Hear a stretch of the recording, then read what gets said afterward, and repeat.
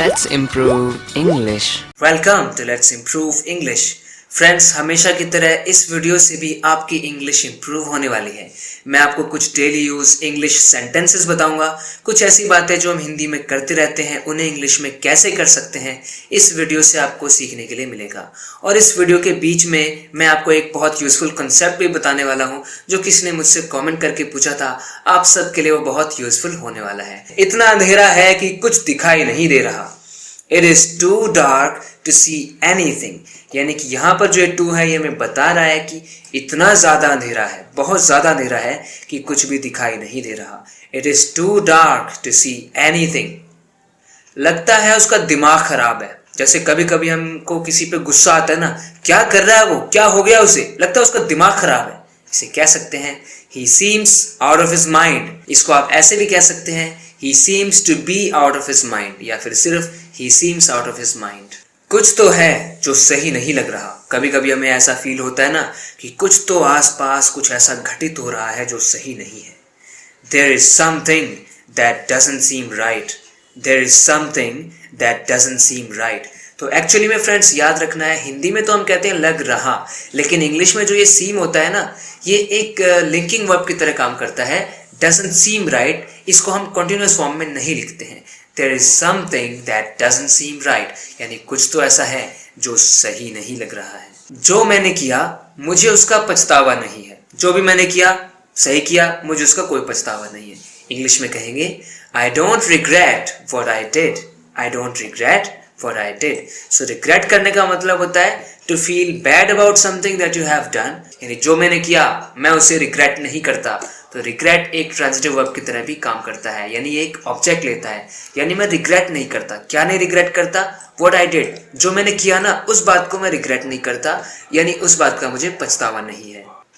वो मैथ के पेपर में लुढ़क गया है। हम ऐसे हिंदी में कह सकते हैं ना, वो तो गया, वो तो हिंदी के पेपर में गया, वो हिंदी के पेपर में लुढ़क गया।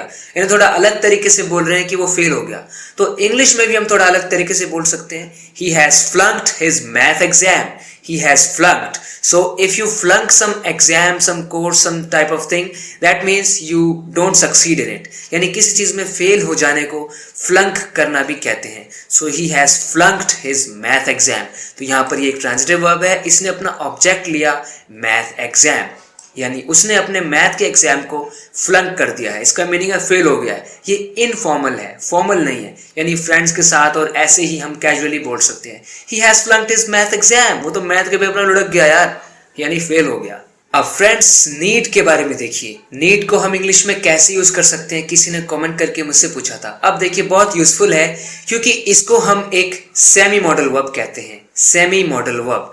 और ऐसा इसलिए है क्योंकि कभी कभी ये एक मॉडल वर्ब का काम करता है और कभी कभी ये दूसरे ऑर्डिनरी वर्ब्स की तरह भी काम करता है। यानी नीड एक मॉडल वर्ब भी है और एक ऑर्डिनरी वर्ब भी है। मॉडल वर्ब क्या होते हैं? जो किसी चीज की सर्टेनिटी दिखाते हैं, पॉसिबिलिटी बताते हैं, एबिलिटी बताते हैं, इस टाइप के वर्ड्स बताते हैं, उन्हें मॉडल कहते हैं।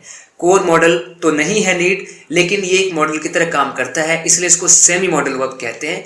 सेमी मॉडल इसलिए कहते हैं क्योंकि ये सिर्फ मॉडल ही नहीं, कभी कभी एक ऑर्डिनरी वर्ब का भी काम करता है, यानी साधारण वर्ब जो दूसरे वर्ब है उनका भी काम करता है। अब देखिए, जैसे हम मॉडल्स में जब हमें बोलना होता है तो हम शुड नॉट बोलते हैं। जब नेगेटिव सेंटेंस बनाना है तो शुड के साथ नॉट लगा देते हैं हम, शुड नॉट। वैसे ही मे नॉट। उसी तरह से जब नीड एक मॉडल है तो हम कह सकते हैं नीड नॉट, जिसको शॉर्ट में नीडंट कहते हैं। वैसे ही यहाँ पर देखिए, वैसे ही जब ये ऑर्डिनरी वर्ब बनता है तो आपको पता है जब ऑर्डिनरी वर्ब में हमें पॉजिटिव, नेगेटिव, इंट्रोगेटिव सेंटेंसेस बनाने होते हैं तो हम डू नॉट वांट टू ऐसे यूज करते हैं। वांट यहाँ पर एक रेगुलर वर्ब है हमारा, एक ऑर्डिनरी वर्ब है। डू नॉट वांट टू अगर मुझे नेगेटिव बनाना है तो डू लगाते हैं ना, डू नॉट वांट टू। जैसे do not like to, like भी एक ऑर्डिनरी वर्ब है। तो ऐसे एक साधारण वर्ब जब बनता है नीड, तो ऐसे ही नीड के साथ भी हम डू नॉट नीड टू ऐसे लगा सकते हैं। आपने ऐसा देखा होगा should not have, would not have. इसी तरह से नीड जब एक मॉडल है तो नीड नॉट हैव भी अवेलेबल है, इसका आप यूज कर सकते हैं। शॉर्ट में लिखे हुए हैं सब shouldn't have, wouldn't have, needn't have, और साथ में ईडी यानी कि वर्ब की थर्ड फॉर्म। जरूरी नहीं है सब में ईडी ही आएगा, लेकिन रेगुलरली ज्यादातर ईडी ही आता है यूजुअली।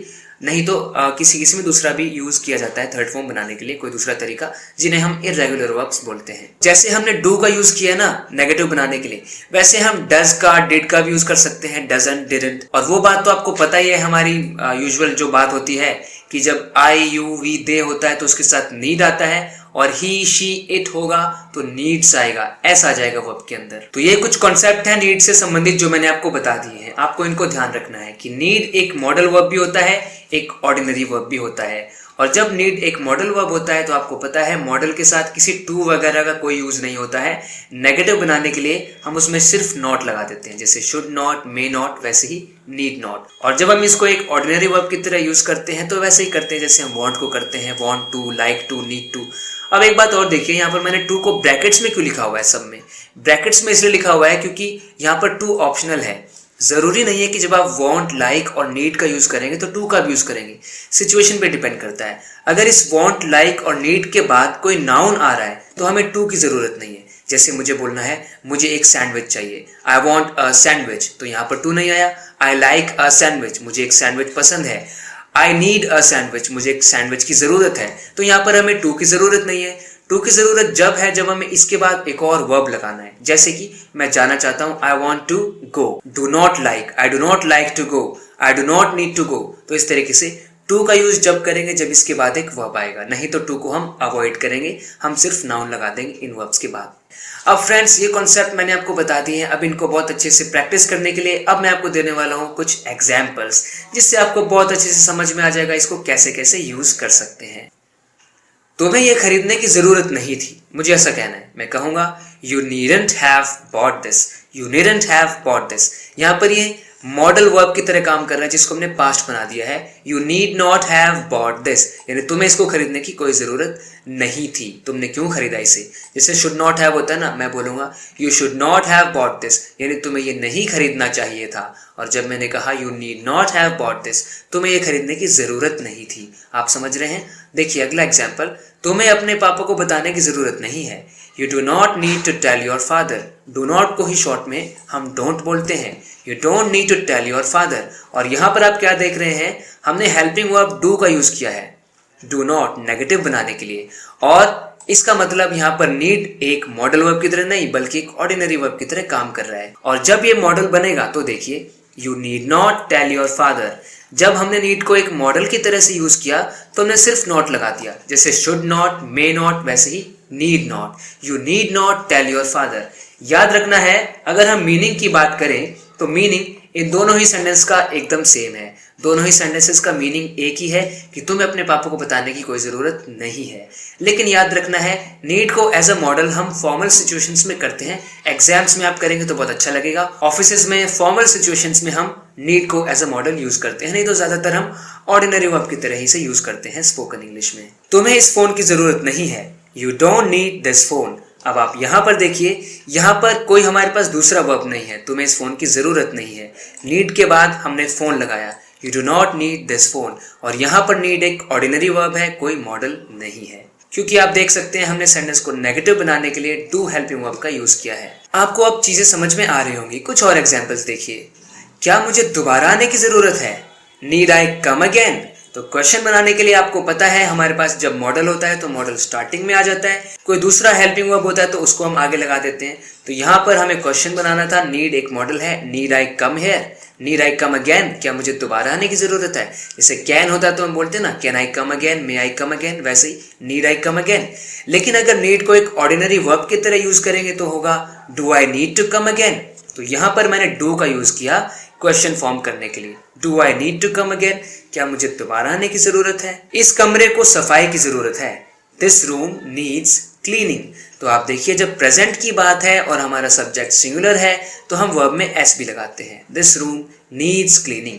और यहाँ पर क्लीनिंग एक जेरेंड है, एक नाउन बना हुआ है। This room needs what, this room needs cleaning. तो क्लीनिंग एक नाउन की तरह यहाँ पे काम कर रहा है और नीड है एक रेगुलर हमारा ऑर्डिनरी वर्ब, कोई मॉडल नहीं है। तुम्हें चिंता करने की कोई जरूरत नहीं है। अब इसे भी आप एक मॉडल की तरह भी बना सकते हैं और एक ऑर्डिनरी वर्ब की तरह भी बना सकते हैं। तो आप खुद बना के देखिए पहले। तो अब देखिए यू नीडंट वरी, ये एक मॉडल की तरह हो गया। यू नीडंट वरी यानी तुम्हें चिंता करने की कोई ज़रूरत नहीं है। यहाँ पर ये मॉडल है, हमने नीड के साथ नॉट लगाया। और जब हम इसको एक ऑर्डिनरी वर्ब की तरह लेंगे तो हम कह सकते हैं you do not need to worry, short में you don't need to worry. तो दोनों ही यूज आपने देखे, एक मॉडल की तरह और एक ऑर्डिनरी वर्ब की तरह भी। अब आपको मैं पूरा ज्ञान देना चाहता हूँ। अब आप ध्यान रखिए, नीड सिर्फ एक वर्ब ही नहीं बल्कि एक नाउन भी हो सकता है। नीड एक नाउन भी हो सकता है। जी हाँ, इन सेंटेंसेस में देखिए, ये मेरी ज़रूरतें हैं। जैसे मैंने कुछ बातें बताई, ये, फिर मैंने बोला ये सब है मेरी ज़रूरतें। दीज आर माई नीड्स, तो यहाँ पर नीड क्या है? यहाँ पर तो ये नाउन बन गया ना एक। दीज आर माई नीड्स, ये मेरी ज़रूरतें हैं। माई एक पॉजेसिव एडजेक्टिव है, ये अपने साथ एक नाउन ही तो लेगा। दीज आर माई नीड्स, ये मेरी ज़रूरतें हैं। क्या तुम्हें मदद की ज़रूरत है? इसे कह सकते हैं are you in need of help, are you in need of help. तो यहाँ पर भी नीड एक नाउन ही है। देखिए ये प्रेपोजिशन है और प्रेपोजिशन अपना ऑब्जेक्ट लेती है, जिसने अपना ऑब्जेक्ट लिया नीड। और ऑब्जेक्ट या तो नाउन या प्रोनाउन ही हो सकते हैं, तो नीड एक नाउन बन गया यहाँ पर। Are you in need of help, क्या तुम्हें मदद की ज़रूरत है? और इसको हम एक ऑर्डिनरी वर्ब ट्रीट करते हुए हम ऐसे भी कह सकते हैं डू यू नीड हेल्प, क्या आपको मदद की ज़रूरत है, जो कि ज़्यादा कॉमन है। उसके साथ जाने की कोई ज़रूरत नहीं है। There is no need to go with him. There is no need to go with him. उसके साथ जाने की कोई जरूरत नहीं है। इसमें भी नीड एक नाउन है। उसे खाना खाने की जरूरत है। He needs to eat food. He needs to eat food. तो यहाँ पर ये एक वर्ब की तरह काम कर रहा है। यहाँ पर ये एक नाउन नहीं है, ध्यान रखना है। इस वाले सेंटेंस के अंदर ये नाउन नहीं है, एक वर्ब है। यहाँ पर मुझे इसको नहीं लिखना चाहिए था, लेकिन आप ध्यान रखिए ये एक वर्ब है। उसे खाना खाने की जरूरत है। He needs to eat food. तो ही के साथ हमें वर्ब में एस लगाना पड़ता है, तो हमने एस लगाया। He needs to eat food. Friends, आशा करता हूँ मेरी ये वीडियो बनाने की मेहनत सफल हुई होगी, आपको ये वीडियो पसंद आई होगी और आपको कुछ ना कुछ इस वीडियो से सीखने के लिए मिला होगा। इसी तरह से आप अपने इंग्लिश को इम्प्रूव करते रहना चाहते हैं तो इस चैनल को सब्सक्राइब जरूर करना, अगर आपने अभी तक नहीं किया है तो। ओके फ्रेंड्स, मिलते हैं नेक्स्ट वीडियो लेसन में। Till then take care and bye.